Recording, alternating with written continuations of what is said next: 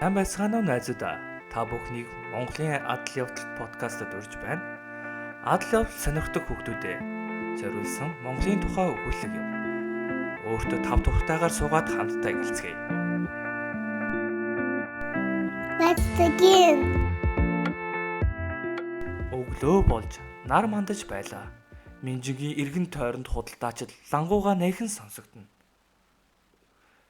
Хүш гэсээр хин нэгэн тоостой шалаа шүүрдэг дуун сонсогдно. Түс гэсээр түүний толгоон харалтай хүнд гуталтай хин нэгэн явж өнгөрлөө. Минжин хөнгөнжлөө тэнийлгэн нүдэнэ. Өнөөдөр онцгой өдөр. Маш онцгой чухал өдөр билээ. Минжин өглөө цайгаа уугаарай гэж зочны өрөөнөөс ээж нь дуудав. Минжин очлоо ээжээ. Минжин дөрвөн үслэг саарал хөл бас зөөлхөн ягаан сарвнуудаар сониуширхан харна. Бүгд яг л өмнөхөөрөө. Минжин өөрийн урд саарал сүүлээ шалгаж үзв. Бас яг л хивэндээ. Хамар дэрх сахлаач хөдөлгөж үзв. Бас л долгионцсон хിവэрэл байлаа. Өнөөдөр Минжингийн 10 насны төрсөн өдөр гэвч өөрчлөгдсөн зүйл огт байхгүй байв. Хэрвээ ямар нэгэн ид шидийн өөрчлөлт гарахгүй юм бол эсвэл өөр өнгийн үстэй болохгүй юм бол төрсөн өдрийн хэрэг юу байна вэ? Минжингийн адал явдлын эхний өдөр гэдгийг хулгнууд яаж мэдэх юм бэ? Ийхүү Минжин тод ягаан аймс солонгон өнгөтэй гялалцсан даашинз өөрийн дуртай цэгтээ толгооны альчураа зөв. Хөөх ямар гоё төрсөн өдрийн хувцас вэ хэмээн тэдний гэр болох гутлын шүүгэнийхэн урд ирэн ээж нь хэлв. Өнөөдөр миний адал явдлын эхний өдөр шүү дээ. Би шин зүүстэй нүүр тулахад бэлэн байх ёстой гэд Минжин инээмсэглэлээ. Өнөөдөр Минжин 10 нас хүрж байна. Амьдралынхаа бүхий л цаг хугацаанд ээжтэйгээ хамт амьдарсан. Дулаахан гутын шүүгээгээ удахгүй түүний гэр байхаа болно. Бүх хулга нь 10 настайгаа төрсөн өдрөөр төрсөн гэрээ орхиж хаана амьдрахаа өөрөө шийддэг уламжлалтай. 10 жилийн турш Минжин зах дотор зөвхөн өөрийн гэрийн ойролцоох тасагтаа л амьдардаг байв. Харин одоо тэр захын бүх тасаг болон бусад газруудаар зочиж үзэх боломжтой боллоо. Өнөөдөр Минжингийн Монгол улсаар аялал эхлэх болно. Өглөөний цайгаа уугаад Минжин ээжгээ чангаас чанга тэрвэрэн явган аяллаа өргөвчээ өрөв. Захын үнэхээр сайхан үнэртэж байлаа. Минжин үнэхээр их сандарч байсан ч явах цаг нь болсныг мэдэж байв.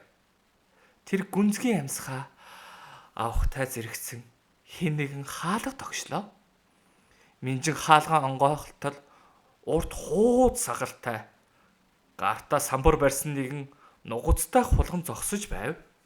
Тэрээр хэмцэр улаан ирвэхээ зангаа хулганы захын албан ёсны дөрөнд хувцас болох хар өмд цагаан богино цамц өмсчээ. Түүний ажлын үнэлэхээр мандуул гэж бичсэн байлаа.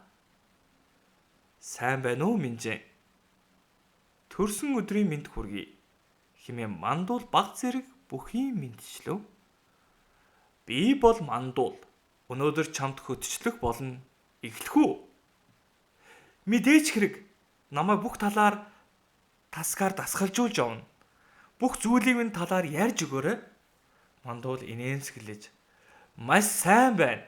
Чи энэ захыг хүмүүс юу гэж нэрлэдгийг мэдхүү гэж асуув. Тийм ээ, хүмүүс энэ газрыг Нарантуул зах гэдэг.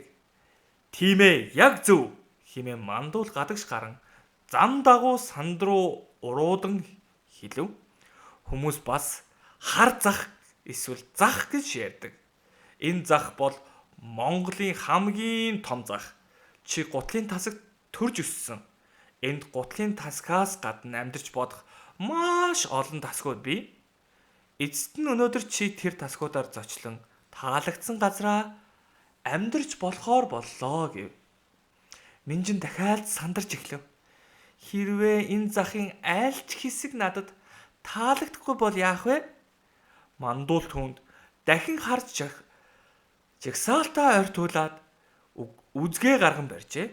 Хэрвээ бидний тойрон аяллаа эцэст нь захаас гэрээ сонгоогүй бол би чамд Улаанбаатарт амьдарч болох өөр газруудыг хэлж өгөх болно. Гэхдээ санаа зовох хэрэггүй дээ. Бидэнд очиж үзэх газар маш олон бий. Мандуул Минжин гутлын дасгаас авч гарan хизээж дуусашгүй гэмээр игнэнүүдийг игнэн явж инхүү тэдний аялал эхэллээ. Тавилахын тасагт Минжин Бодингийн нүх эсвэл модон шүүгэнд амьдарч болохоор санагдав. Гэвч баг зэрэг тухгүй байлаа.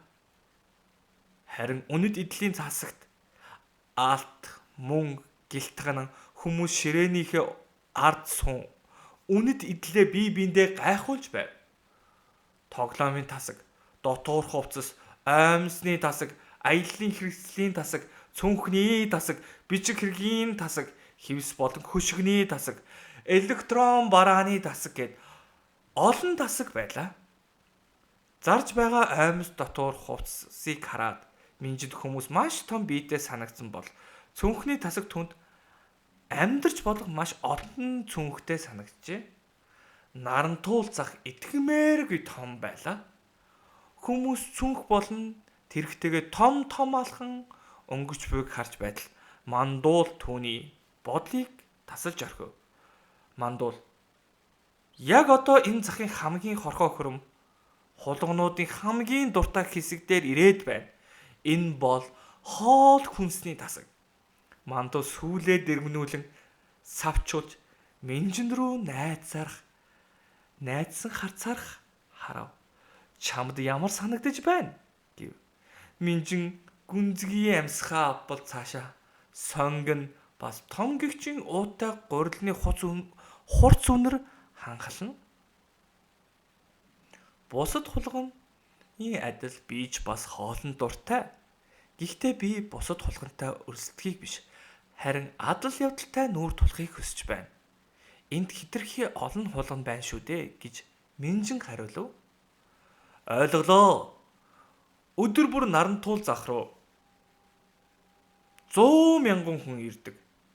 Чи энд хаашааж явдсан ганцаардахгүй. Хоёулаа бараг захын бүх хэсэгт очиж үзлээ шүү дээ. Химэн сахлаа ирмэн зөнсөн байдлаар хэлсэн ч төд удалгүй. Гэхдээ хоёр тасаг үлдсэн. Алив явцгаая гэв. Тэд хүнсний мухлахыг харалдах үүрмэг болсон замаар харайлган явсаар нарлуух харуулж багцлан тавьсан маш том урт шар саваа шиг зүйл дээр ирэв. Хажууд нь яг аврах том яг л дэр шиг зөөлөн цагаан саарал давнууд овоолсон байх бөгөөд олс том модон хүрээнүүд байв. Маш том хүн цагаан ба саарал давнууд модон хүрээтэй олцоор бэхэлсэн лангууны хан дагуу өргөгдсөн байв. Мандуул хоолоогоо засан. Энэ бол захын гэргийн тасаг. Энд амьдарч болох маш олон тухтай бас зөөлхөн булангууд ч бий. Энд хүмүүс гэрээ барих материалуудаа авахаар ирдэг. Олон хулганд хүмүүстэй адилхан гэрт амьдрах нь таалагддаг. Минжин миний хүмүүний том гэрийн маш олон янз нь түүний итгэл дүүрэн харж байлаа. Минжингийн цорын ганц хүсэл бол түүнд зориулсан бяцхан аюулгүй орон зай байлаа. Гэвч энэ бүхэн авраг зүйл түүнд таатай санагдсангүй. Эндээс гэрийнхээ материалыг авч би бүх хүмүүс энд биш харин Монголын аль нэг хэсэгт өөр газарт гэрээ барьж амьдрах болно. Минжин энд хүрээд аяллаа дуусгахыг хүссэнгүй. Захаас гадна ямар байдгийг үзэх хэрэгтэй шүү дээ. Тэр хөгжилтэй гэмээр улаан ирвэхээ зангаатай Мандуул руу удаанаар харав. Мандуула, та надад Нарантуул захын бүх хэсгийг үзүүлсэн. Энэ зах миний төсөөлж байснаас сайхан юм. Энд хийж болох маш олон зүйл байна. Би лав хүмүүс нааш цааш явахыг хараад хизээж уйдахгүй байх. Гэхдээ би тэднийг явдаг газар руу очиж үзхийг хүсэж байна. Магадгүй би ердөө л Солонгон даашин жумссан бяцхан хулганд байх. Гэхдээ би Улаанбаатарт хотыг үзмээр байна. Ердөө захал гэдэг ийм сүрлэг байхад бусад газар нь ямар байхыг төсөөлж чадахгүй нэ. Мандуулын гонсгор харагдавч толгоогоо дахин зөвшөөрчээ. Ойлголоо минжим ингээд чиний хөдөж байх миний хугацаа дуусч байна. Нарантуул зах 1993 онд байгуулагдсан. Гэхдээ тэрнээс өмнө Улаанбаатар даяар жижиг лангуунууд байсан л та. Хэрвээ чи бодлоо өөрчлөөд бусаж ирэхийг хүсвэл зах яг энд байсаар л байх болно шүү. Баярлалаа мандуулаа гэж Минжин хэлв. Мандуул инээнсэглэн за автобусны буудлын руу явцгаая. Намайг дагаад яваарай. Дараагийн очих газар чинь эндээс бага зэрэг зайтай шүү. Амжилт хүсье Минжин гэлээ. Минжин түүнтэй хамт автобусны буудлын руу явлаа. Мандуул Минжинд тасалбар авч өгöd. Микронд хүмүүс суудаг хэсгийг доор байх хулганы унаанд суулгаж өгөв. Минжин асар том хар дугуйны хажууд сууж байтал нэгэн хүн очих газраа чангаар хэлхэн сонсогдов. Ингээд тэд хөдлөлөө. Баярлалаа та бүхэндээ. Подкастын энэ дугаард бидэнтэй нэгдсэнд. Та подкастын талаарх дэлгэрэнгүй мэдээллийг манай вебсайтаас авах боломжтой. www.mongolianadventurepodcast.com. Та бүхэн манай Facebook, Instagram, YouTube хаягийг дагаарай. Дахин хэлэхэд Mongolian Adventure Podcast. Хэрвээ та бүхэн манай подкастыг таалагдвал Mongolian Adventure Podcast Gmail гэсэн хаягаар имэйл бичиж зураг илгээх боломжтой. Дараагийн дугаард уулзцгаая. May your adventures be big and your dreams even bigger.